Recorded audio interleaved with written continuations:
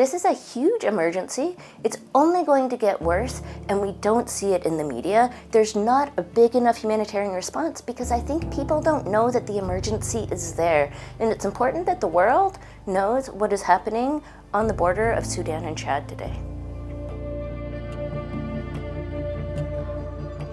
So since the start of the conflict in Sudan, more than 380,000 people have crossed the border from Sudan into Chad. Most of them are arriving in the area around Adré, which is a town of about 50,000 people.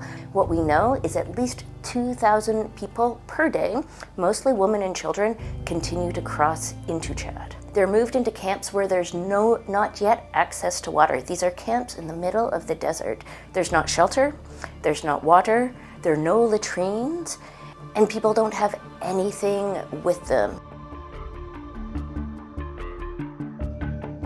The rainy season is in Chad right now, and every year there's a huge increase of malaria in the area and of malnutrition.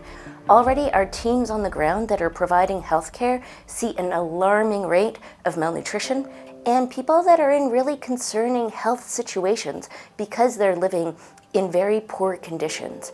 With all of this rain, we know that that brings diarrheal diseases. We know that there's a risk of cholera.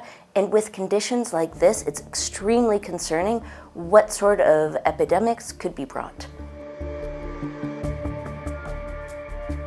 What we need is a massive and a rapid scale-up of the humanitarian response. There are actors on the ground, there are things that are being done, but with more and more people coming, we know that there's huge risks of an even bigger emergency than what there is already.